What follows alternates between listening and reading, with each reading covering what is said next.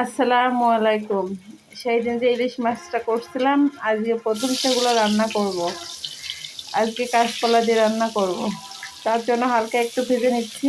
অনেকে ইলিশ মাছ ভাজে না, কিন্তু আমার ভাজি ছাড়া ভালো লাগে না। এবছরের সবথেকে বড় ইলিশ মাছ এটা ছিল এবং প্রথম রান্না ছিল। সেটা আপনাদের কোটার সময় বলছিলাম যে এই বছরের সবথেকে বড় ইলিশ মাছ আমার এটা। যাই হোক, আজকে এটা রান্না করছি। শুধু ইলিশ মাছ রান্না করলে আমার হবে না, কারণ আমার স্বামী তো মাছ খায় না।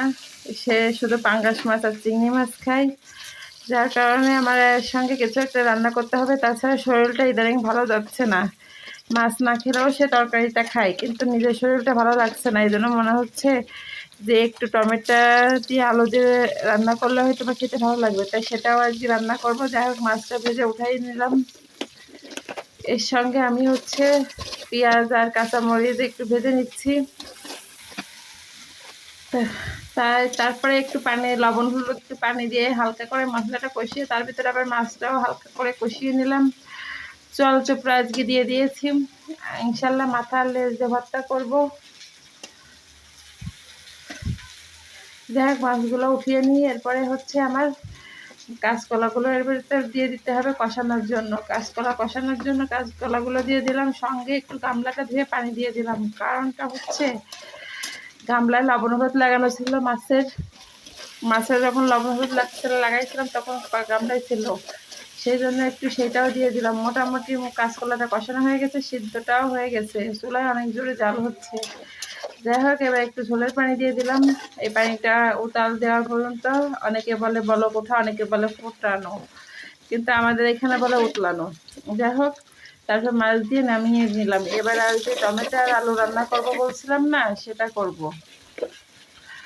তার জন্য লবণ হলুদ দিয়ে নিলাম, একটু পানি দিয়ে নিলাম। এবার আলুটাও দিয়ে দেবো কষানোর জন্য, সঙ্গে টমেটো দিয়ে দিলাম, কারণ এখন টমেটো সিদ্ধ হতে একটু টাইম লাগে।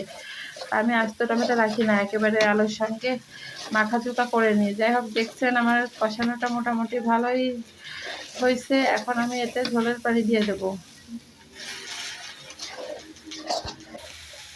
ঝোলের পানিটা দেওয়ার পরে যাই হোক হয়ে গেছিলো, নামিয়ে নিয়েছিলাম, আপনাদের সঙ্গে শেয়ার করা হয়নি। তারপরে বিকালবেলা কলি পিঠাগুলো তৈরি করছি, কারণ ছেলেকে তো একটা নাস্তা সন্ধ্যের সময় দিতে হবে।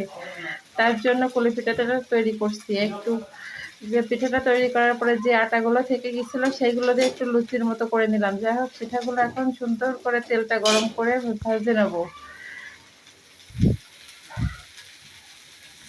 তেলটা বোধহয় একটু কম গরম হয়েছে, তারপরে দিয়ে দিলাম, যে থাক আস্তে আস্তে ভাজি হতে লাগুক। মোটামুটি গরম হয়েছে সেই আশাতেই। যাই হোক, এই যে তেলটা মোটামুটি গরম হয়ে গেছে, এখন আমি পিঠাগুলো উল্টে পাল্টিয়ে নেবো আস্তে আস্তে করে। না হলে পিঠা ভেঙে গেলে তেলটা নষ্ট হয়ে যাবে, যার কারণে আমার আস্তে আস্তে ভেজে নিতে হবে।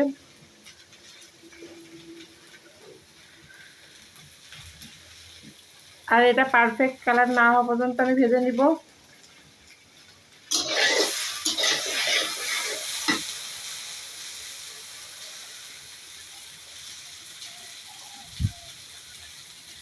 এই যে আমার পারফেক্ট কালারের ভাজা হয়ে গেছে, এখন এগুলো তুলে রাখবো। তুলে রেখে আবার নতুন করে ভেজে নেবো। ভেজে নেওয়ার পরে আমার ছেলে কিন্তু এর মাছ থেকে এক পিস নিয়ে গেছে। আর ওই বাটিটার অবস্থা ওরকম হওয়ার কারণ কিন্তু ওটাতে আমি আটা মাখিয়েছিলাম, এই পিঠার আটা। আমার ছেলেকে কিন্তু এক পিস দিয়ে দিতে হয়েছে। সে কিন্তু অতি ধৈর্য কম, ধৈর্যহীন বলা চলে, আগেই তাকে দিয়ে নিতে হবে। যাই হোক, এই যে আটাগুলো মানে লুচিগুলো ভেজে নিচ্ছি, আর এই যে পিঠেটা দেখেন কেমন হয়েছে। আজকের মতো আল্লাহ হাফেজ।